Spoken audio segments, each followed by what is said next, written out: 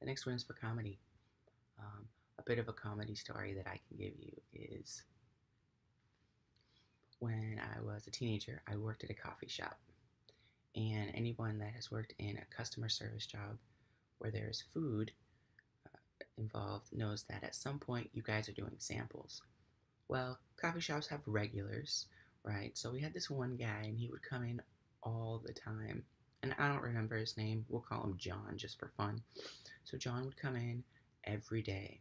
John would do two things. He'd come up and he'd grab just handful the entire sample bowl, whatever it was, just clean it out.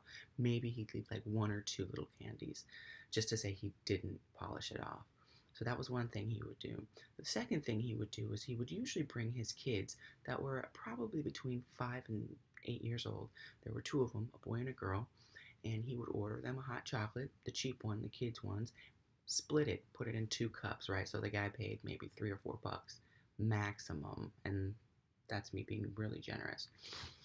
So the guy would get the kids their chocolates, set them in the window, and then take off for 2, 3 hours. So we were essentially babysitting his kids who were drinking their hot chocolate. So this guy was kind of a snot, right? There wasn't too much that we could do because he wasn't technically breaking any rules. This was before Child Protective Services would get involved. Like, this was back in the 90s.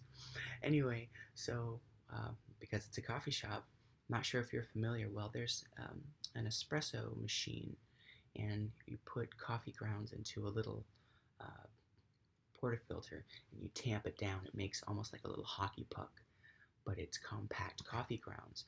Well, me being a teenager and tired of this guy's crap, I decided I was going to have a little fun with him since he loved free samples.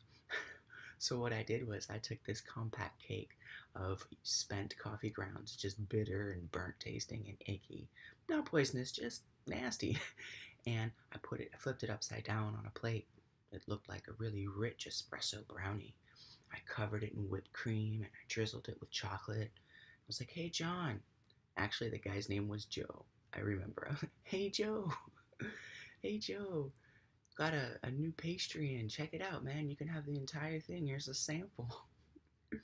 Cut it in half, just in case he wanted to share it with someone, knowing he wouldn't, and then handed it to him with the fork and the plate. Man, he took that entire half, shoved it in his mouth, came to the realization he wasn't eating a brownie, he was eating coffee grounds.